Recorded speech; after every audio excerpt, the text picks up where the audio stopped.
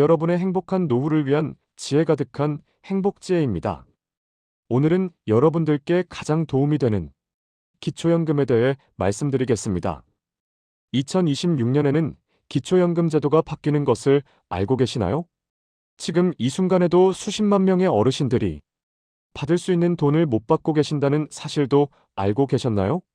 한 달에 34만 원, 1년이면 400만 원이 넘는 돈입니다. 우리 주변에 이런 하소연을 하는 경우가 정말 많습니다. 저희 어머니가 작년에 신청했는데 탈락했어요. 왜 안 되는지 이유도 모르겠어요. 통장에 돈 좀 있다고 기초연금 못 받는다던데 사실인가요? 일하면서도 받을 수 있나요? 네, 오늘 이 모든 궁금증에 명확하게 답해드리겠습니다. 2026년 기초연금 제도를 제대로 알아야 하는 이유가 있습니다. 첫째, 기준이 매년 바뀌고 있어요. 둘째, 모르면 받을 수 있는 돈도 못 받습니다. 셋째, 작은 실수 하나로 몇백만 원이 날아갑니다. 그래서 준비했습니다. 내가 받을 수 있는지 없는지 바로 확인 가능하고 신청 전 절대 하면 안 되는 내용과 꼭 알아야 할 내용을 알려드립니다. 여러분의 소중한 노후자금 몰라서 못 받는 일 없도록 지금부터 집중해서 들어주세요. 영상 저장해 두시고요. 부모님, 지인분들께도 꼭 공유해주세요. 그럼 본격적으로 시작하겠습니다. 영상이 도움되신다면 구독과 좋아요로 응원해주세요. 더 많은 분들이 정확한 정보를 받을 수 있도록 공유도 부탁드립니다. 자, 먼저 가장 중요한 부분부터 확인해 보도록 하겠습니다. 2026년 기준 기초연금은 최대 얼마까지 받을 수 있을까요? 정답은 매월 34만 2,510원입니다. 생각보다 적네요. 이렇게 생각하실 수 있는데요. 문제는 이 금액조차 못 받는 분들이 정말 많다는 겁니다. 불과 몇만 원 차이로 탈락하실 수 있습니다. 받으려면 조건이 있습니다. 혼자 사는 분은 월 소득 인정액 228만 원 이하이고 부부가 함께 사는 분은 364만 8천 원 이하입니다. 작년 기준 15만 원이 올랐는데요. 작년에 아깝게 탈락하셨던 분들도 올해 다시 신청하면 받으실 수 있다는 겁니다. 그런데 여기서 대부분 착각하시는 부분이 있어요. 나는 일 안 하니까 소득이 없어. 당연히 228만 원보다 적겠지? 아닙니다. 정부가 말하는 소득은요, 여러분이 생각하시는 그 소득이 아닙니다. 실제로 일하지 않으셔도 월급 한 푼 안 받으셔도 소득이 발생할 수 있습니다. 이것을 소득인정액이라고 합니다. 통장에 돈이 좀 있으면 소득입니다. 적금 들어놨으면 소득입니다. 보험 만기되면 소득입니다. 전세 보증금 있으면 소득입니다. 자동차 있으면 소득입니다. 모두 다 소득으로 계산됩니다. 바로 이 부분 때문에요. 아무것도 모르고 계셨다가 보험 만기금 받으시고 자녀 돈 잠깐 통장에 넣어두시고 차량 새로 구입하시고 갑자기 기초연금 탈락하시는 겁니다. 실제로 이런 일들이 벌어지고 있습니다. 은행 직원도 몰라서 안 알려주고 주변에서 괜찮을 거야 했다가 큰일 나는 경우 흔하게 일어납니다. 그래서 오늘 영상에서 실제 사례를 통해 절대 주의해야 할 것도 알려드릴게요. 자, 이제 가장 중요한 부분입니다. 소득인정액이 무엇일까요? 이 단어만 정확히 이해하셔도 절반은 성공입니다. 많은 분들이 이렇게 생각하십니다. 소득이요? 월급 받는 거 말하는 거 아닙니까? 나 은퇴했으니까 소득 0원입니다. 잘못 알고 계셨습니다. 정부는 여러분의 전체 생활 능력을 봅니다. 월급만 보는 게 아니라 소유하고 계신 재산, 통장 잔고, 부동산, 자동차, 이 모든 걸 종합해서 이 정도면 한 달에 이만큼은 쓸 수 있겠네라고 계산하는 겁니다. 이게 바로 소득인정액입니다. 공식은 간단합니다. 소득인정액은 실제 소득에 재산을 소득으로 환산한 금액을 더한 겁니다. 실제 소득은 이해하시겠습니까? 월급, 사업소득, 연금 이런 겁니다. 문제는 재산을 소득으로 환산하는 부분입니다. 정부는 이렇게 생각합니다. 통장에 돈이 있으면 이자도 받고 필요할 때 쓸 수도 있지 않습니까? 그럼 그것도 소득이나 마찬가지 아닙니까? 그래서 재산을 이렇게 계산합니다. 먼저 기본적으로 생활에 필요한 금액을 빼줍니다. 재산에서 2천만 원을 공제합니다.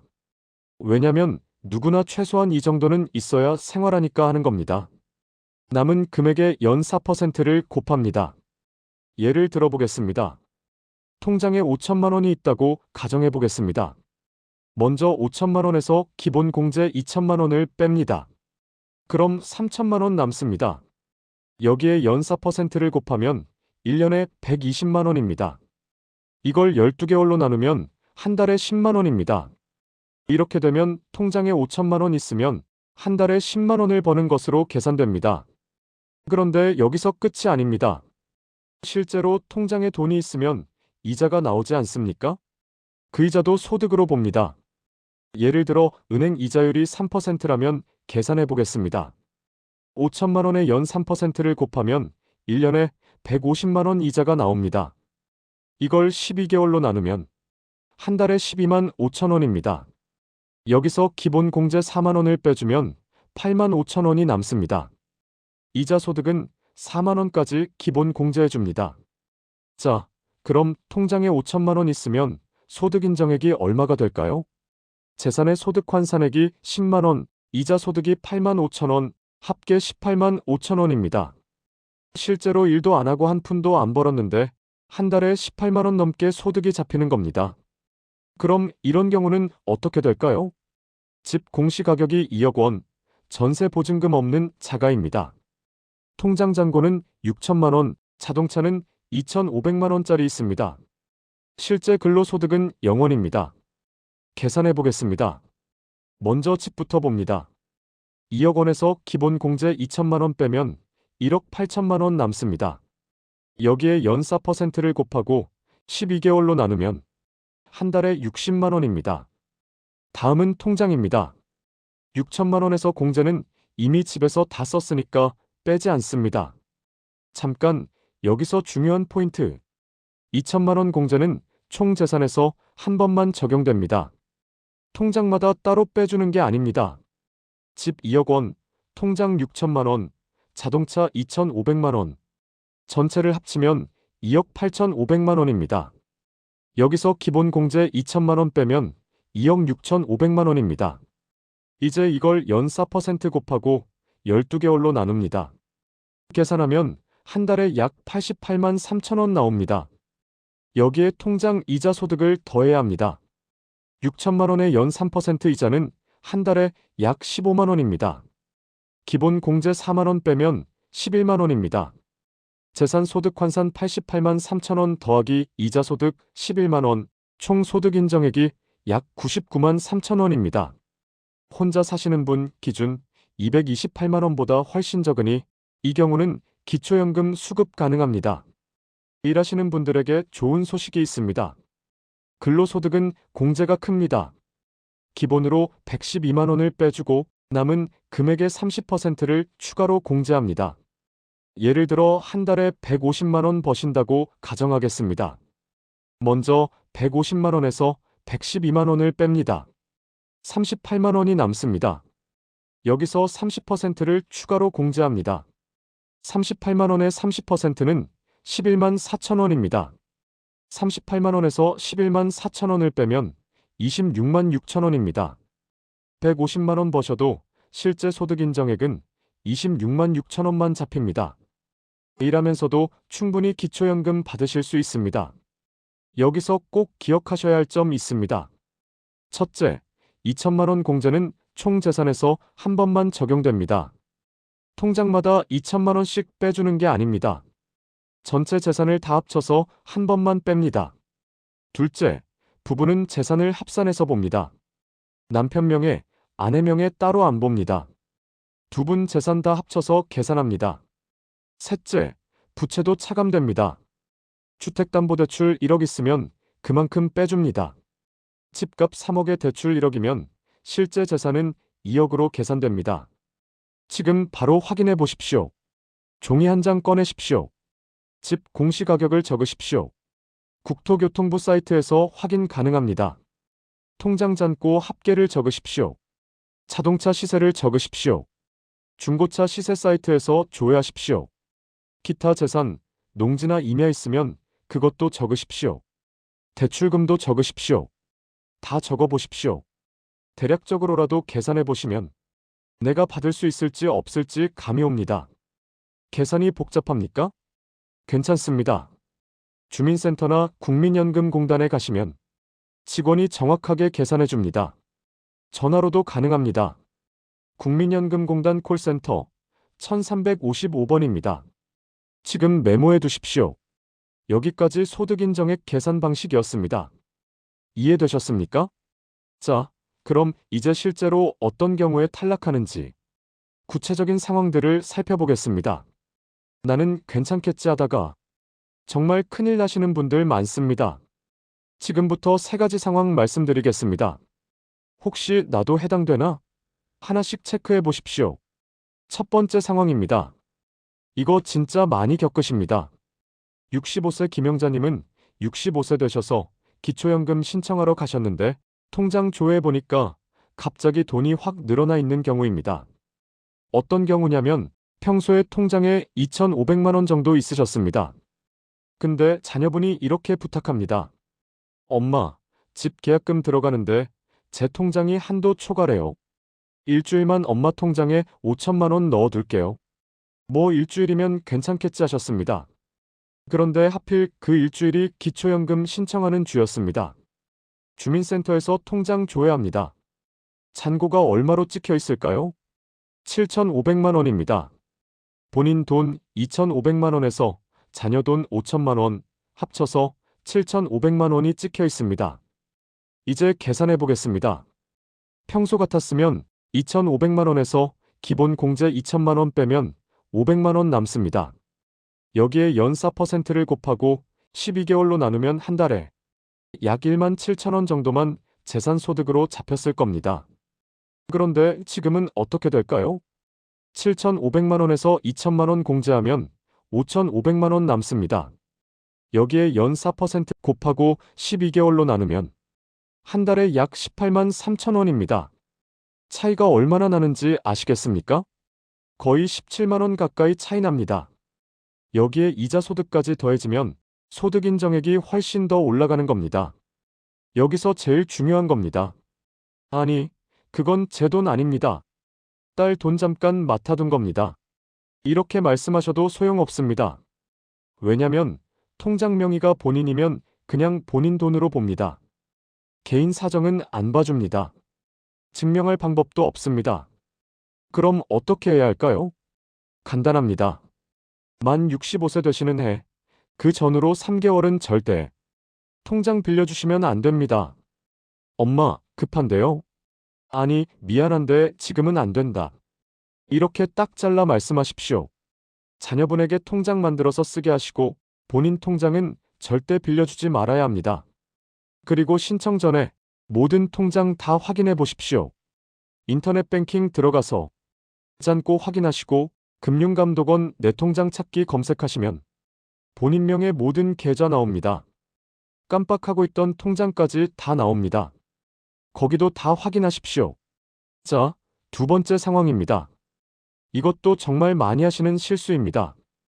김정범 씨는 20년 전에 보험 들으셨습니다. 저축성 보험입니다. 노후 대비하려고 매월 25만 원씩 꼬박꼬박 부으셨습니다. 20년 동안 한 번도 안 빠지고 말입니다. 그렇게 모은 돈이 이자까지 합쳐서 7천만 원 됐습니다. 만기일이 언제였습니까? 하필 65세 생일이 속한 달이었습니다. 보험 만기금 7천만 원이 통장에 딱 들어왔습니다. 이게 무슨 문제냐고요? 기존에 통장에 1,500만 원이 있었는데 거기에 7천만 원이 더해지니까 총 8,500만 원이 된 겁니다. 계산해 보겠습니다. 통장에 있는 돈이 8,500만 원입니다. 기존 1,500만 원 더하기 보험 만기금 7천만 원 합쳐서 8,500만 원이 된 겁니다. 먼저 재산의 소득 환산부터 계산하겠습니다. 8,500만 원에서 기본 공제 2천만 원 빼면 6,500만 원 남습니다. 여기에 연 4%를 곱하고 12개월로 나누면 한 달에 약 21만 7천 원 나옵니다. 그런데 여기서 끝이 아니죠? 이자 소득도 추가됩니다. 8,500만 원의 은행 이자 연 3%를 곱하면 1년에 255만 원 이자가 나옵니다. 이걸 12개월로 나누면 한 달에 약 21만 3천 원입니다. 여기서 기본 공제 4만 원 빼주면 17만 3천 원이 이자 소득으로 잡힙니다. 자, 합쳐보겠습니다. 재산 소득 환산 21만 7천 원 더하기 이자 소득 17만 3천 원 합쳐서 한 달에 약 39만 원이 소득으로 잡히는 겁니다. 다른 재산이나 소득이 있으면 기준 228만 원 금방 넘어갑니다. 그 돈 아직 안 썼는데요? 다시 적금 넣을 건데요? 상관없습니다. 통장에 찍힌 순간 그게 바로 금융재산으로 계산됩니다. 그럼 어떻게 하면 될까요? 방법이 있습니다. 보험 만기금을 목돈으로 받지 마시고 연금형으로 전환하십시오. 예를 들어보겠습니다. 7천만 원을 10년 연금형으로 전환하면 한 달에 약 58만 원씩 나눠서 받는 겁니다. 이렇게 하면 통장에 목돈이 안 들어오니까 금융재산이 확 늘어나지 않습니다. 그리고 연금으로 받는 돈은 소득으로 계산되는데 그래도 한 번에 큰 금액으로 재산 잡히는 것보다 훨씬 유리할 수 있습니다. 지금 당장 확인하십시오. 보험 들어놓으신 거 있으십니까? 보험증권 꺼내보십시오. 만기일이 언제인지 확인하십시오. 만약 만기일이 65세 전후라면 보험사에 전화하셔서 연금형 전환 가능한가요? 물어보십시오. 대부분 가능합니다. 만기 3개월 전에는 꼭 상담받으십시오. 세 번째 상황입니다. 이번 상황도 진짜 억울하게 당하시는 분들 많습니다. 박정현님은 기초연금 잘 받고 계셨습니다. 타시던 차가 오래된 2010년식 경차가 있었습니다. 중고차 시세 조회해보니까 150만 원입니다. 이 정도면 재산에 거의 영향 없습니다. 그런데 차가 자꾸 고장납니다. 수리비도 만만치 않고요. 에이, 이참에 차 바꾸자. 이렇게 생각하셨습니다. 요즘 전기차 좋다고 합니다. 정부 보조금도 나오고요. 그래서 전기차로 바꾸셨습니다. 보조금 받아서 실제로 내신 돈은 3,200만 원. 좋은 결정했네. 환경에도 좋고 기름값도 안 들고. 이렇게 생각하셨습니다. 그런데 몇 달 뒤에 기초연금 통장 확인하셨습니다. 금액이 왜 줄었지? 주민센터에 전화했더니 차량 변경이 확인되어서 재산이 증가했다고 합니다. 여기서 제일 중요한 숫자가 있습니다. 바로 4천만 원입니다. 차량 가액이 4천만 원 넘으면 고급 승용차로 분류됩니다. 그럼 어떻게 됩니까? 일반 차량이랑 계산이 달라집니다. 계산해 보겠습니다. 4,200만 원짜리 차량 연 4%를 곱하고 12개월로 나누면 한 달에 14만 원입니다. 한 달에 14만 원이 소득으로 추가되는 겁니다. 150만 원짜리 경차였을 때는 거의 영향 없었는데 4,200만 원짜리 전기차로 바꾸니까 소득 인정액이 확 올라간 겁니다. 아니, 저는 보조금 받아서 샀는데요. 실제로 낸 돈은 3,200만 원인데요. 죄송하지만 보조금은 상관없습니다. 차량 가액 자체가 4천만 원 넘으면 고급차입니다. 전기차도 마찬가지입니다. 배기량? 그것도 상관없습니다. 오직 차량 가액만 봅니다.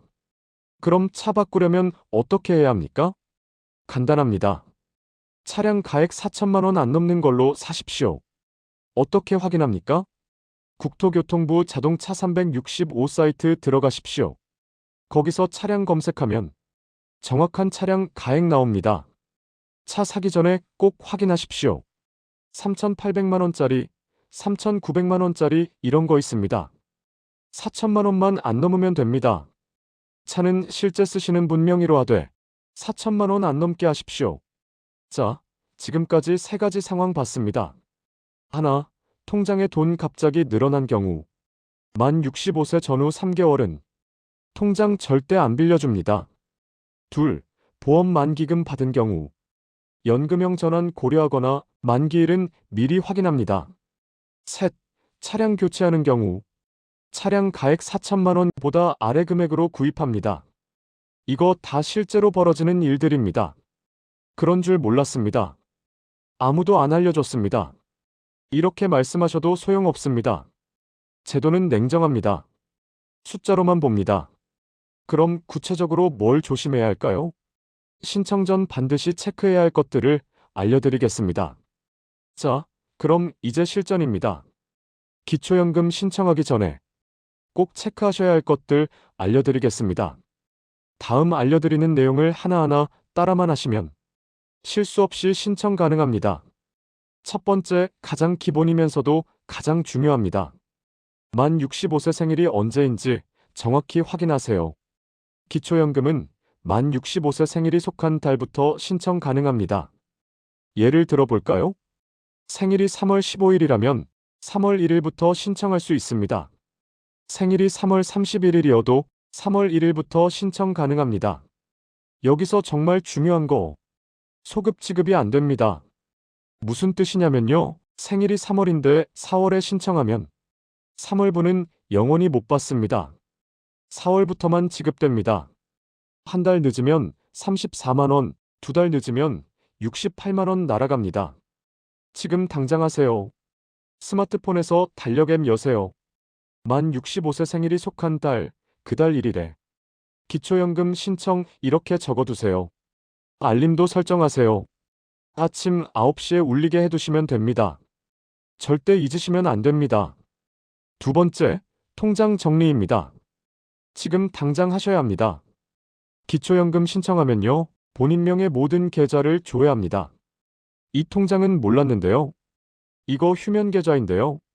상관없습니다. 다 합산됩니다.